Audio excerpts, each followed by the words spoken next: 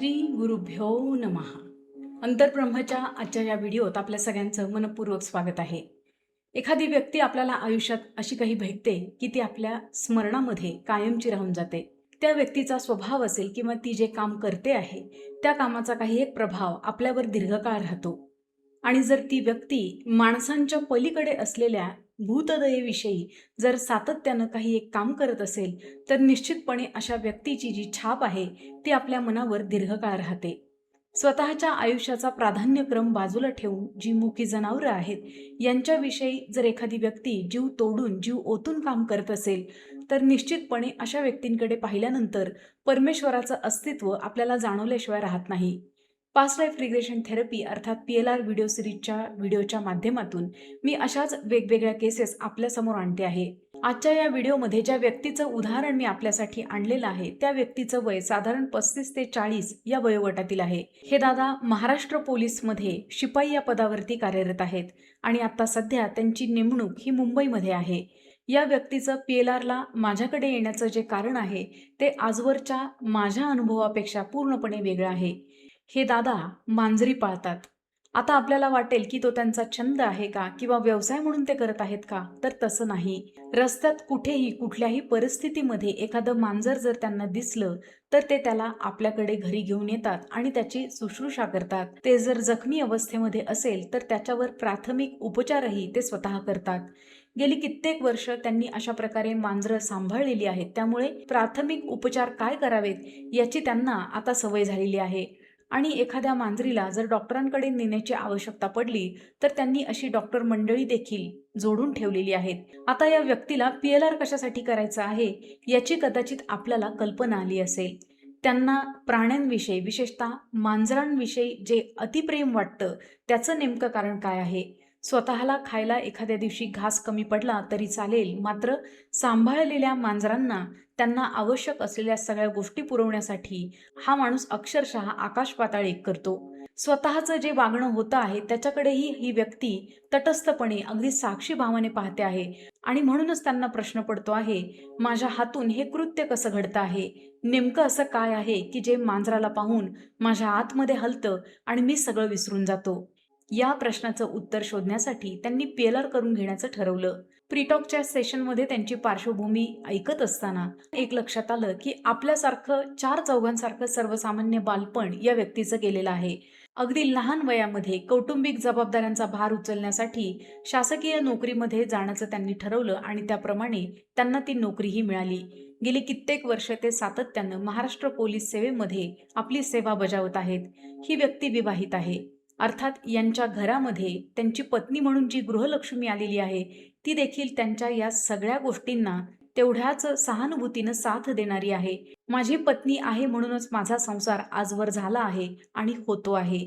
तिच्या आधारावर मी अतिशय निश्चिंत असतो. एखादा पुरुष अगदी अंतःकरणापासून आपल्या पत्नीविषयी ज्या वेळेला अशा प्रकारे प्रतिक्रिया देतो त्यावेळेला खरोखर त्यांचं सहजीवन किती परिपूर्ण असेल याचा अंदाज येतो. आणि या सहजीवनामुळे पती पत्नींच्या सामंजस्यानेच त्यांना जो मांजरी सांभाळण्याचा छंद आहे किंवा जे त्यांना प्रेरणा होते ती आजपर्यंत चालू राहिलेली आहे. आत्ता साधारणपणे त्यांच्याकडे 100हून जास्त मांजरी आहेत. हे दादा कामानिमित्त मुंबई येथे आहेत, त्यामुळे त्यांचं वास्तव्य देखील मुंबई परिसरात आहे. मुंबईसारख्या शहरात राहत असताना इतक्या मांजरांना तुटपुंजा साधनसंपत्तीसह सांभाळणं त्यांच्यासाठी अशक्य होतं आणि म्हणूनच त्यांनी स्वतःची जी काही बचत होती, त्यांच्याकडे जे साठलेले पैसे होते ते खर्च करून पदरमोड करून त्यांच्या गावी शेतजमीन विकत घेतली. ज्या परिसरामध्ये ही शेतजमीन आहे तिथे आजूबाजूचा सगळा परिसर तिथून बारमाही वाहणाऱ्या नदीमुळे अक्षरशः सोनं पिकावं अशा पद्धतीनं सुपीक आहे. मात्र त्यांनी त्यांच्या शेतामध्ये मांजरांसाठी उत्तम पद्धतीनं शेड बांधलेलं आहे. ते शेड अद्ययावत सोयीसुविधांनी युक्त आहे. जसजसे त्यांना पैसे मिळतील, जसजशी त्यांची बचत वाढेल तसतसं त्या शेडमध्ये ते बदल करत चाललेले आहेत. आता मुंबई येथे राहत असताना गावाकडच्या या शेडमध्ये जी मांजरं आहेत त्यांना सांभाळण्यासाठी त्यांनी एक केअरटेकर ठेवलेला आहे.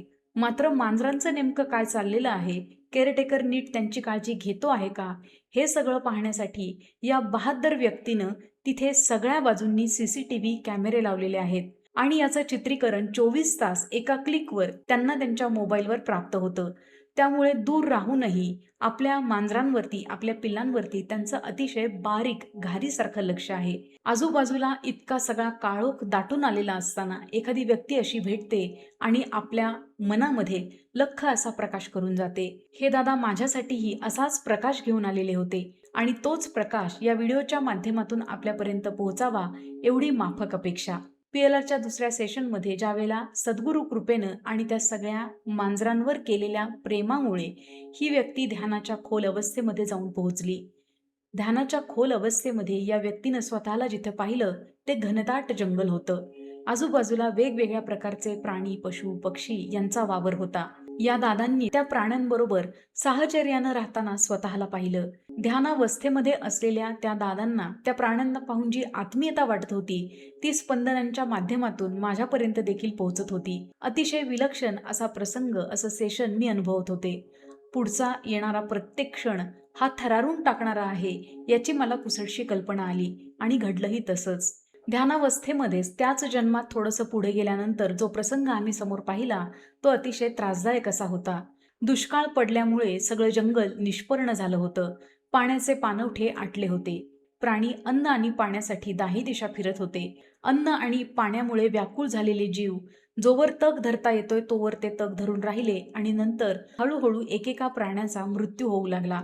गतजन्मात आपल्या समोर प्राण्यांचा जो मृत्यू होतो आहे आणि तो होत असताना आपण काहीही करू शकत नाही याची एक त्रासदायक असहायता त्या दादांनी त्या जन्मामध्ये अनुभवलेली होती. आलेल्या नैसर्गिक आपत्तीमुळे अनेक प्राण्यांचा त्यांच्या डोळ्यादेखत जीव गेला.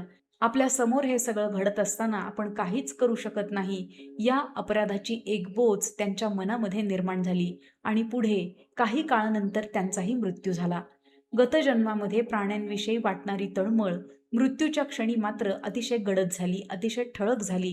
सद्गुरूंच्याच मार्गदर्शनाने मृत्यूसमयी या व्यक्तीच्या मनामध्ये काय विचार होता हे जाणून घेत असताना लक्षात आलं की या दादांनी मला जर पुढचा जन्म असेल आणि तो मानवी जन्म असेल तर मी या सगळ्या प्राण्यांसाठी मी जशा अवस्थेमध्ये राहील त्यापेक्षा उत्तम व्यवस्था निर्माण करेल असा भाव, असा एक विश्वास या व्यक्तीला गतजन्मामध्ये प्राणत्याग करताना आपण केला होता याची अनुभूती प्राप्त झाली. ध्यानावस्थेमधून बाहेर आल्यानंतर त्या दादांनी अतिशय समाधानानं एक निश्वास सोडला आणि मला म्हणाले, मला माझ्या प्रश्नाचं उत्तर मिळालं.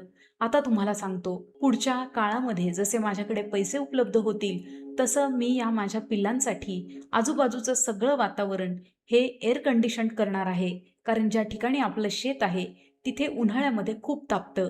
आता सध्या त्या शेडवर पत्र आहे, मात्र काही काळामध्ये हे निश्चित बदललेलं आपल्याला दिसेल. कुतूहल म्हणून मी त्यांना विचारलं, मला आत्ता पाहता येतील का तुमची पिल्लं कशी आहेत? त्यांनी लगेचच मोबाईल काढला आणि मोबाईलवर दिसणारी चित्र पाहून मी अतिशय थक्क झाले.